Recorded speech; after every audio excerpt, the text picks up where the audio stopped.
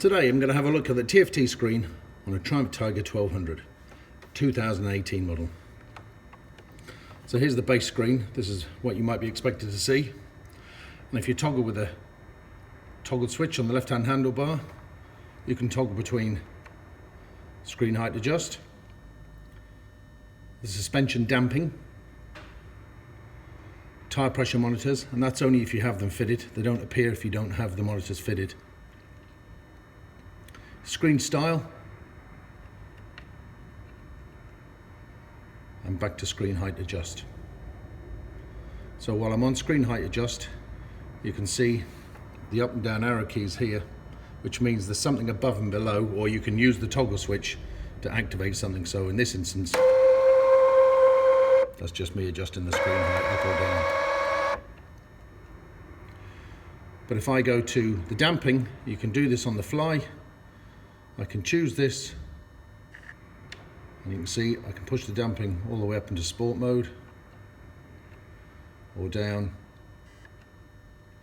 all the way down to comfort mode, right down to the bottom. And you can do that on the fly.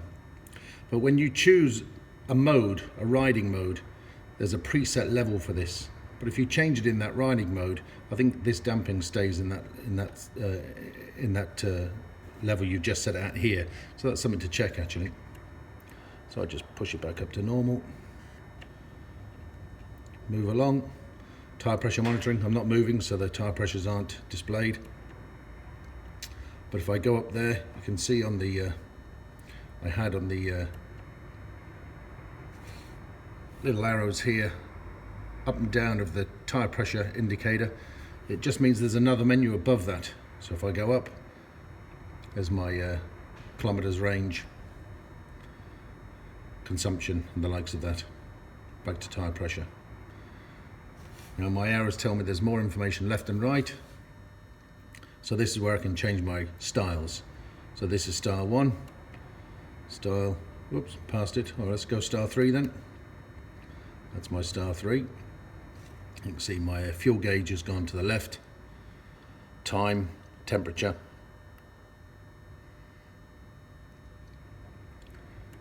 I go style 2. That's style 2. Fuel and time and stuff have stayed on the left. Style 1.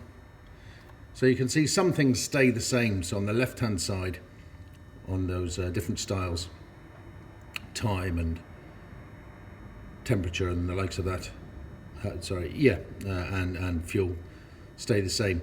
I'd have to go and change the theme to change that layout. And back to screen height adjust. Now at any stage, I can press the little home button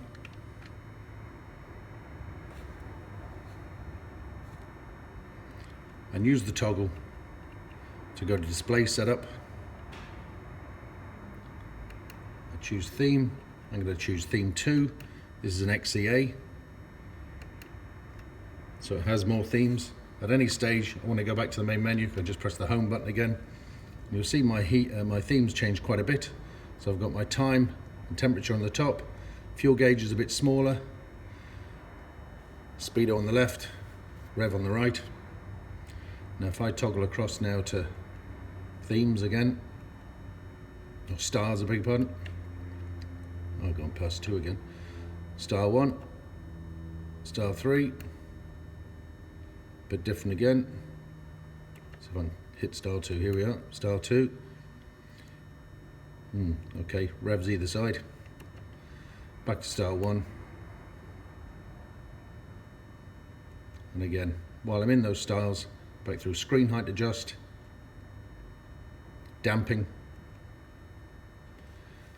And you notice when I changed this menu, there was an up and down arrow here on the left, which means there's more. If I go back to the damping, notice there's no up and down arrow, but if I go, no up and down arrow here. But there's one on the right to tell me that's my adjustment, up and down with the toggle. Style.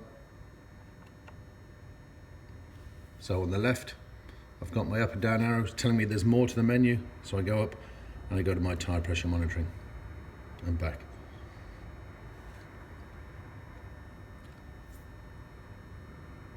So they're my main controls and my main theme. The tray at the bottom here is an information tray. It's also where you get warnings. Now you do get typical warning lights, like the idiot lights on, you know, high temperature or whatever it may be. But the information screen at the bottom along here gives you good information when there's alarm. So for instance, if I try and activate hill hold control, which this bike's fitted with, it'll tell me it's not available, check the manual. When I did this out on the road, I was actually trying to activate it and I had the side stand down and it was saying conditions not met, read the manual. So it wouldn't let me activate the hill hold control accidentally, and it gave you a nice bit of information. When I was out for a ride the other day, the temperature dropped down to about 2 or 3 degrees and I got an ice warning up. So I got an ice warning up in the top, but I also got a nice message down the bottom here saying, you know, the temperature's cold, you know, be wary, that type of thing. And you had to acknowledge that with the joystick. Well, you didn't have to acknowledge it, but it'll stay there. So if I want to have a look and see how the bike's set up, press my home button again. Let's have a look at the display first. Most important, of course, is reset everything to defaults if you make a real arse of it. But if I go to display setup, click on the joystick, what theme, I've showed you those themes, brightness, high or low contrast, you can set that to auto and leave it in auto if you wanted to, and it'll just change when the sun's in or out. What do you want to see in that visible tray? So if I click on that and say, look, here I've got it, I don't want to see trip 1, I don't want to see trip 2, I'll have a look at my fuel status, tyre pressure monitoring, I've taken off service intervals, there's a contrast button to switch between high and low if you want to, I've taken that off. But I've left my styles on and I've taken my coolant off. But I can switch all these back on.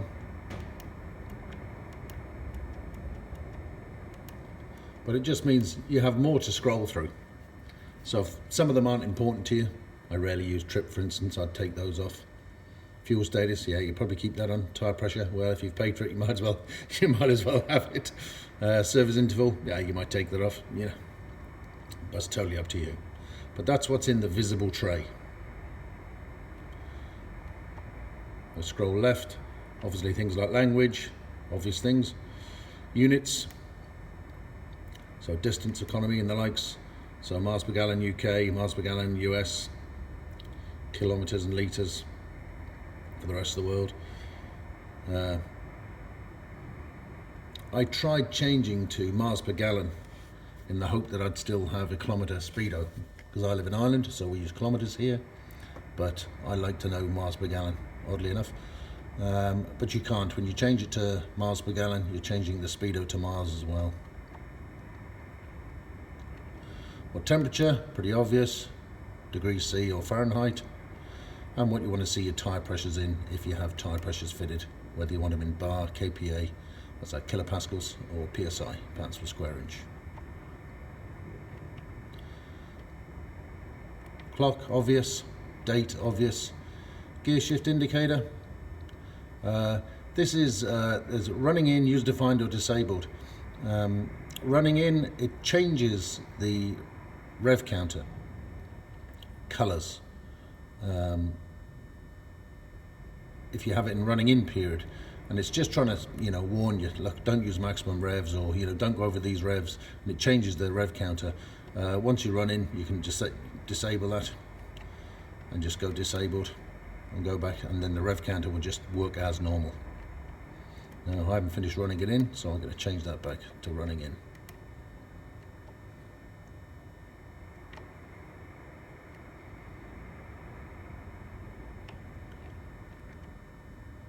And back to the top.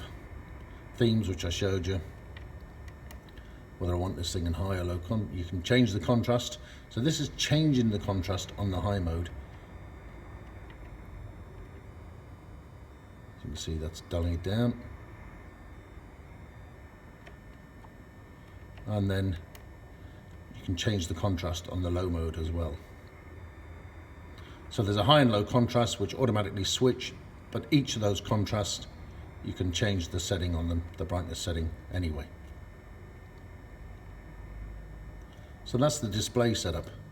So now if I go back, I can just press the home button to get me out of all this. Now when I toggle through the display, I've got my auto contrast, or can I change it to high contrast, or leave it on auto.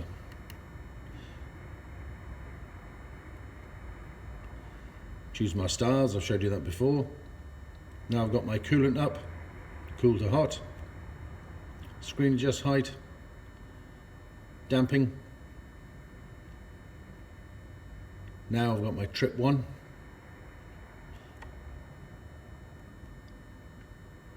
Fuel consumption details.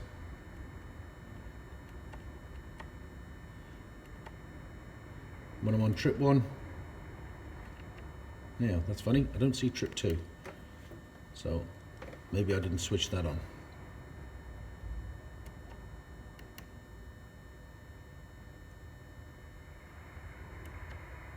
Back to auto.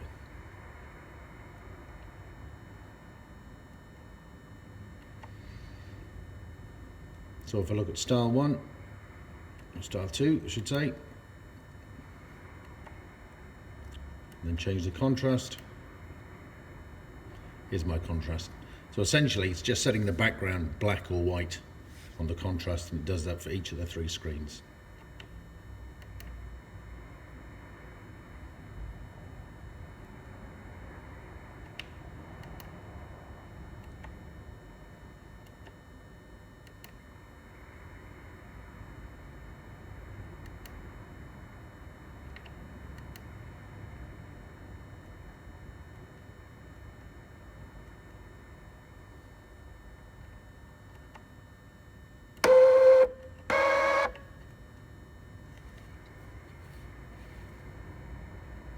I can reset that trip by holding in my toggle button. There's nothing to reset, so it won't show you doing that.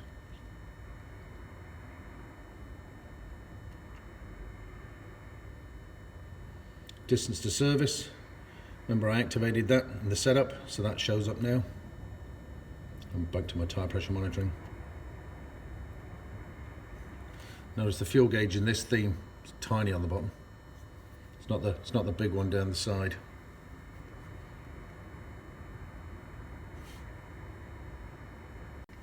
I've just realised why I didn't see trip 2, even though I had it activated.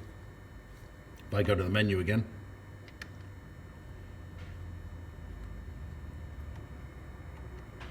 got a trip setup, trip 1 reset, trip 2 reset, trip 2 display. I had that disabled. So if I enabled it now, I go back to my main screen. When I get to trip,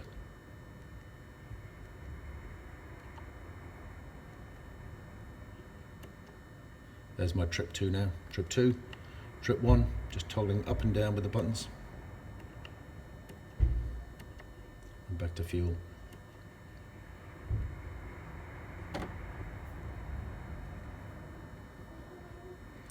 So that's everything I can possibly display on the screen. As I say, the information at the bottom changes if there's a warning, but there are also idiot lights on the display. If I put my heated grips on, 3 position, position 3, 2, 1.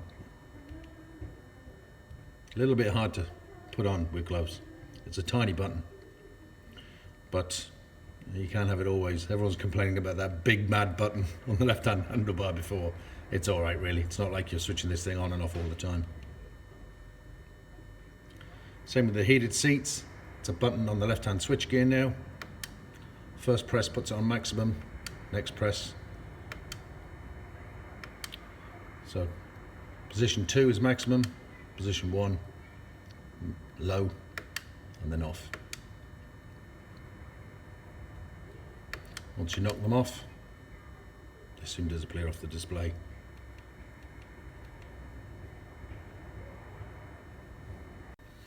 If I get a bike set up, I can look at my traction control.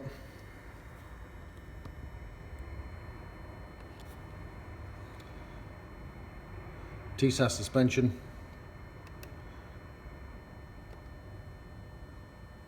And see its riding modes link. So this is linked to riding modes. So if I choose a riding mode, it changes the damping of the suspension for me. I thought that was a bit wishy-washy. So this is straight from the manual. So if the riding mode link is disabled, changes made to the damping will remain active until further adjustment takes place. If the riding mode link is enabled, any adjustment made to the damping setting will be saved to the currently active riding mode. So if I'm in rain mode and I make it firmer, it'll stay firmer. So when I go back to that mode, it'll go to the last setting I left it when I last used that mode. So if the riding mode link is enabled and a new riding mode is selected, the new riding mode's damping settings will automatically become active. So when you change the damping on the TFT screen, it's changing the damping in the mode you're currently in, and when you go back to that mode, it'll go back to that changed damping setting.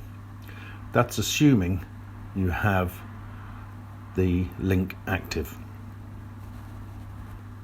As I mentioned before, you can always go back and reset the rider modes to default. This is the one instance as well when it doesn't tell you in the rider mode that you've changed something on the Triumph decided spec, if you like, for a rider mode. Later on in this video, I'll show how the bike indicates that you've changed a rider mode, say switching traction control off, for instance, and it lets you know you've made a modification to that rider mode. When you just change the damping on a rider mode, it doesn't tell you that, because it just assumes, well, that's what you wanted to do for the damping particularly.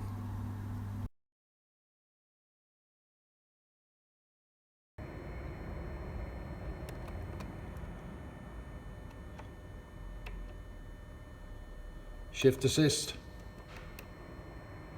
enabled or disabled, easy enough. Hill hold control, again, that'll be enabled or disabled. I don't know why you disable it really.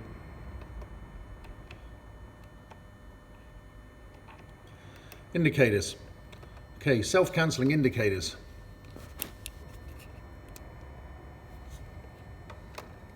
But they can be auto basic or auto advanced. And you're just really choosing them.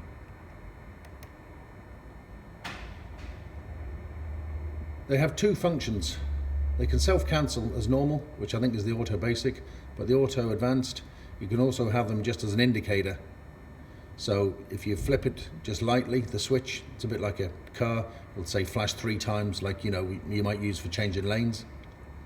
But if you push it over more firmly, a more positive click, then it stays on for a longer period, but then it will self-cancel. But you can turn off all the self-cancelling if you want.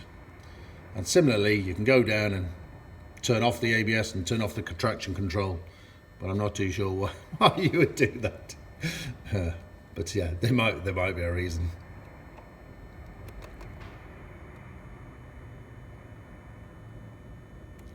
So we come to the riding modes. So in this bike we've got Rider, Rain, Road, Sport, Off-Road and Off-Road Pro. You didn't even see the journos on the test launch of these things using the Off-Road Pro. I think that just turns off all the traction and all the ABS. Let's have a look. ABS, yeah, off. What's the engine map? It's just called Off-Road. Traction control, off. Suspension. It's in the TSAS mode. Off-road setting. Okay, so that's the off-road setting of the damping. So it's setting the damping quite soft when you go into off-road mode, which would be reasonable. Yeah, off-road by default.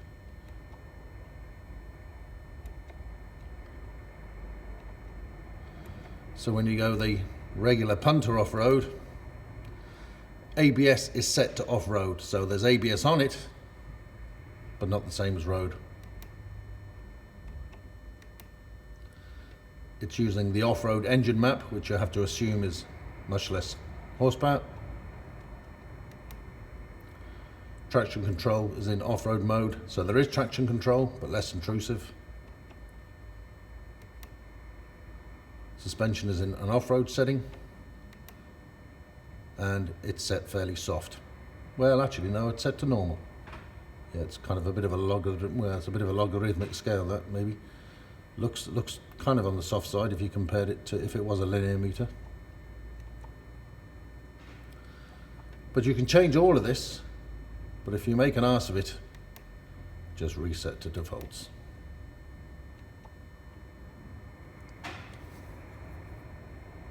So again, you can do that with any of the other modes. So if we look at sport, and we look at the damping for on-road, yep, it's made the suspension quite firm for sport mode.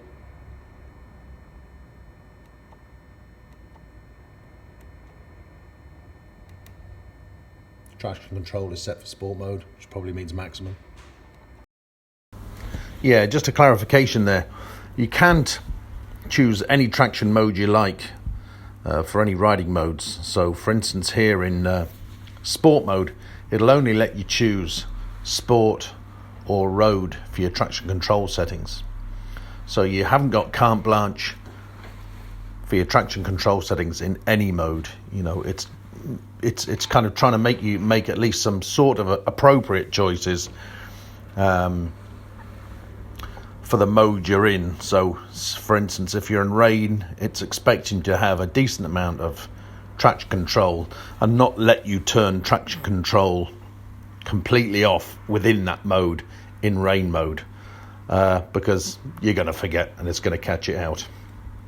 So that's why they've done that.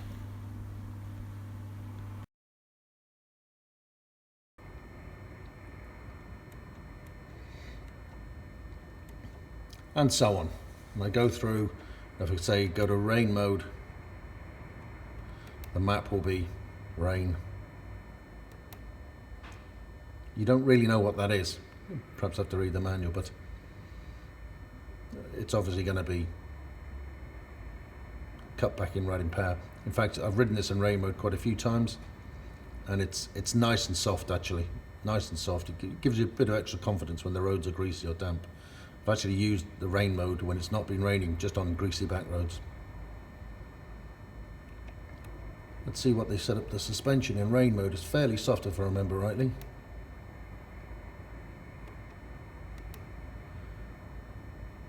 On-road setting.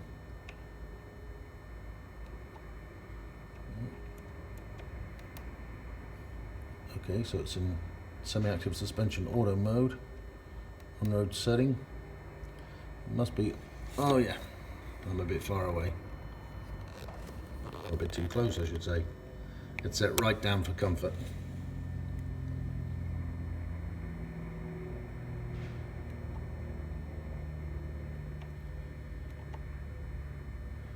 And in an individual mode,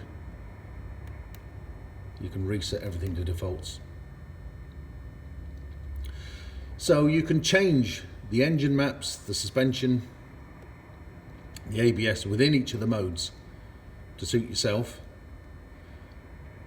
Or you've got this rider mode where you can totally customize and choose from the preset that Triumph give you. So a rider mode, you know, maybe you could have a rider mode that's pillion. For instance, my daughter likes coming on the back of my bike with me. I don't drive like a lunatic with her on it. Well, I don't drive like a lunatic anywhere, really. But I might choose maximum everything, but a rain mode type power. She'll appreciate that as a pillion. The uptake is nice and smooth, and I give her a smooth ride on the back of the bike. So if I press my home button again, back to my regular screen. While I'm riding, I can press the modes button, and use the joystick to toggle the modes. So that's off-road, off-road pro, rider mode, which is your customizable mode, rain mode, regular road, sport, and background. Now once I choose a mode, I use the toggle switch, and that won't change to that mode while you're on the go until you back the throttle off. And give it a little nudge forward, and it'll accept that mode on the go then. Now if I'm in a mode here now and I'm riding along and I'm in, say, sport mode,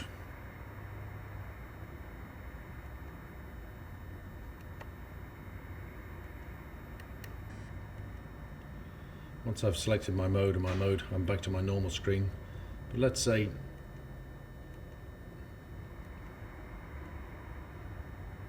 oh no, I wasn't in sport. I'll go back to modes. Choose sport.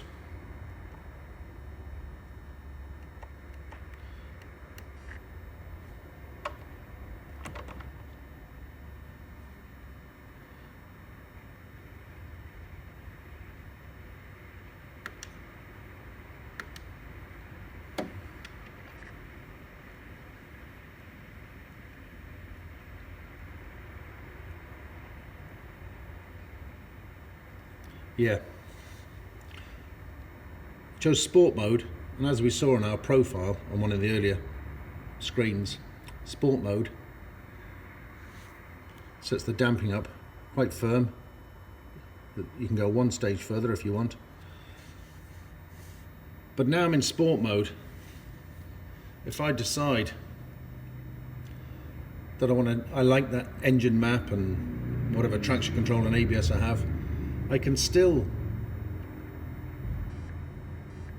bring the damping down so I can have comfort suspension and the rest of the bike's in sport mode. But if I leave it like that, switch the engine off, let's see, does that damping mode stay the same in sport mode? Let's try it. I think it does. So it's something to be wary of. You're going, I'm in sport mode and this thing's like a big blancmange. What's the story?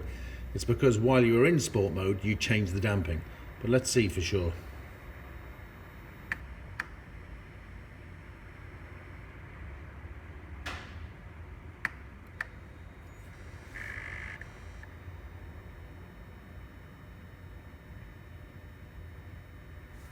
Yeah, there I'm in sport mode. My damping is where I left it. So that's something to be wary of, that when you choose, if you change the damping while you're in an engine mode, or sorry, in a rider mode I should say, that's going to stay with you. So you might want to remember that sport mode was, the factory setting anyway, was here.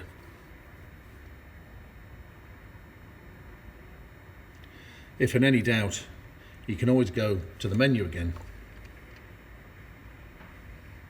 go to riding modes, and reset everything back to defaults. Are you sure? Or confirm, yes. And I'm just using the joystick. If you push it in, that's like your button, your mouse click. And if I press my home button again, that just takes me out.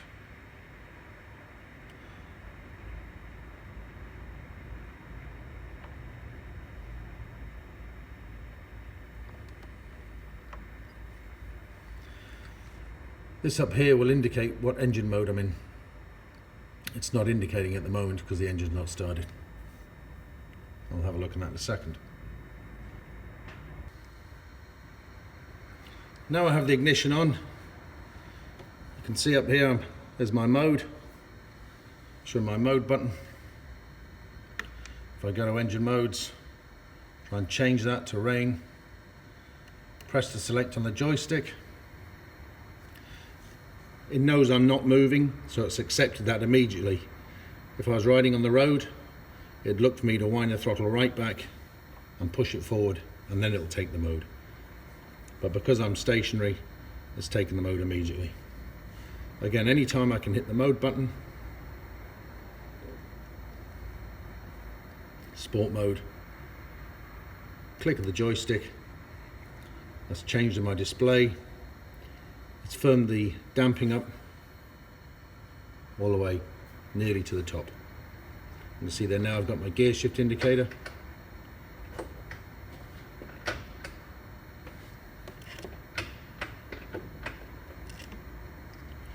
You can't see it too well on this camera, but that N is big bright green, so it's easy to see when you have it to neutral.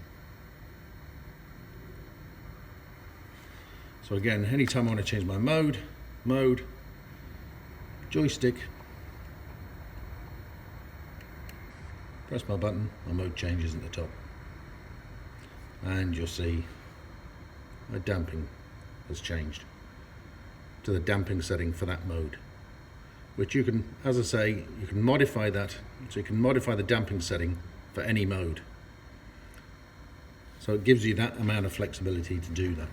So let's say you like everything about the sporting mode, but you want it a tiny bit softer, you can set that up in your sports mode to have slightly softer damping.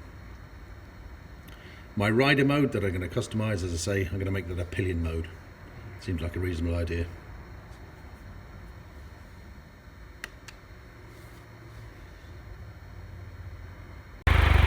What I didn't show you was the switch gear.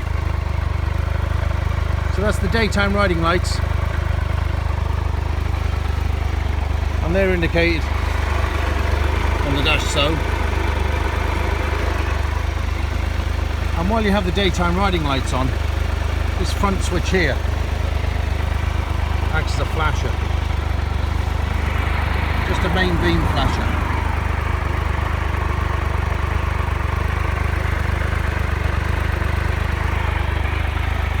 But when you've got your normal road lights on,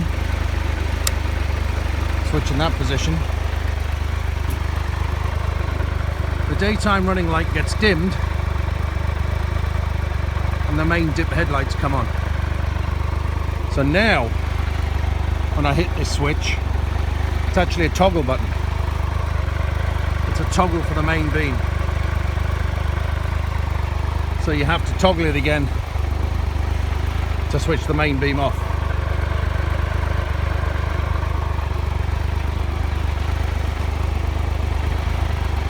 You can only switch your fog lights on when you've got your lights on. It won't let you switch them on with just daytime riding lights.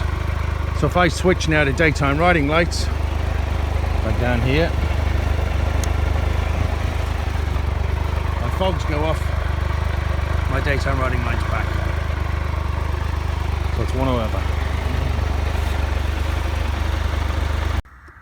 One thing I forgot to mention is if you change your rider mode, it puts a little icon of a helmet up next to it. So you can see here I'm in road mode here, and I just modified it and turned the traction control off on road mode. So it's not flashing because I've done that. It's just flashing. I've just turned the bike off because I just recorded this clip with the engine going and it was too noisy. And there goes my alarm. Lovely. So if I go to modes, you can see on my road mode there's a little helmet there, which means I've modified that from Triumph Standard.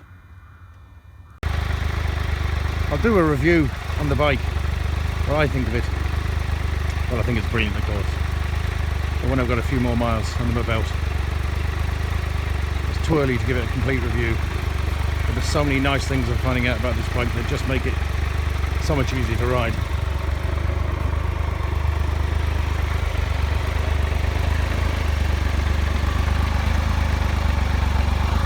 Next time. Oh, and I forgot to mention the right hand switch gear. Yeah, hazard warning lights, starter obviously and kill switch combined, and the lock. This is the steering lock. It's electronic. So switch off the ignition, turn the bars, press the button, and you'll hear the solenoid bring the lock in. Backlight switches are very nice. I'm only in a bit of mild darkness here, but they're very easy to see. So I'm sure these would pop quite a lot at night time.